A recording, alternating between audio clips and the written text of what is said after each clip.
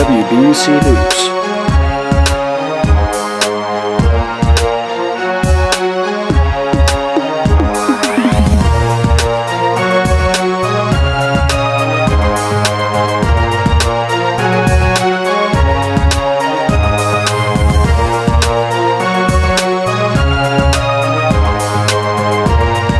WBUC News starts now. Welcome to the Friday Show. I'm Trenton Davis. And I'm Kiara Allen. Earlier this week, the Hoover High School students and staff experienced another Code Yellow lockdown. Taking place Wednesday, this makes 3 lockdowns in the past month and a half. My co-anchor, Kiara Allen, researched the procedures for such lockdowns and the importance of always understanding it could be real.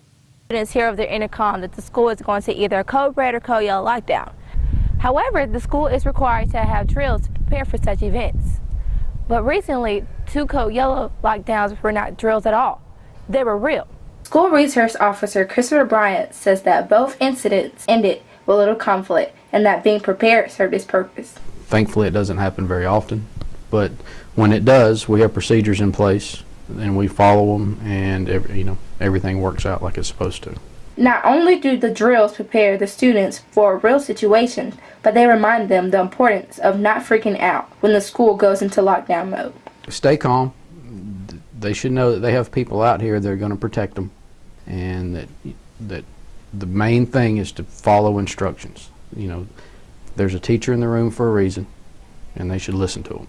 Of course, listening to the authority is important to safety. Taking the lockdown seriously is also important because you can't be sure if it is real or a drill. I didn't think it was real at first, so I kind of just treated it like, whatever. I was like, yeah, free class time, I can do, we get a break from class. During a code yellow lockdown, teachers are to open their door and let all students from the hallway inside the classrooms. But during a code red lockdown, teachers are to shut their doors immediately, turn off the lights, and not let anyone into or out of their classroom. But what if you're not inside the classroom?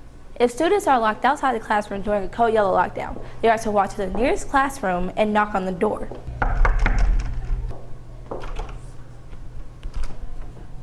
But if locked out during a code red, go to the nearest restroom and hide in the stall. Bryant says students do not need to fear because they are protected. There's people out here that are going to protect them, and we're out here for them, and hopefully they realize that, and they can just stay calm and let us take care of it. While always remaining calm and following procedures during a lockdown is important, the most important thing is to understand it could be real. Reported from WBUC News. Many people think that driving to Tuscaloosa for the weekly Alabama football game is tiring. Imagine running that distance. Reporter Brady and producer Smaha have the story. 35 members of the Hoover cross-country team piled onto a bus at 5:45 in the morning and drove to the University of Alabama's track. The team proceeded to get out of the bus, warmed up, and started the 51-mile journey back to Hoover High. Well, we did the Tuscaloosa run because I wanted something that would be challenging enough that the athletes would train over the summer, and I wanted something challenging enough that it would be something they'd remember for the rest of their lives. Nathan was anxious about completing the task before the run had even started. I felt very nervous because I was nervous if I was going to finish or not, because not everyone was able to finish. Cross-country coach Devin Hine felt that seeing the runners who doubted themselves finish was unforgettable. And folks that didn't think they could do it, when they finished, the look on their faces was just priceless. Coach was beyond impressed with every runner who participated. Really, I could go through every single person, and I was amazed really at what everybody did. The run came to a close a day after it had started, with most runners now able to say they had run from Tuscaloosa to Hoover. For WBUC News, I'm Chris Brady. The Hoover football team puts its undefeated record on the line tonight as they continue the playoffs tonight in Florence. The Bucks have won 27 straight games. Game time is 7 o'clock and tickets are $8. The weather for this weekend starting tomorrow will be a high of 57 and a low of 28. Moving on to Sunday, we'll have a high of 45 and a low of 28. If you don't have plans for this weekend, that's okay, because you'll have plenty of time next week to have fun.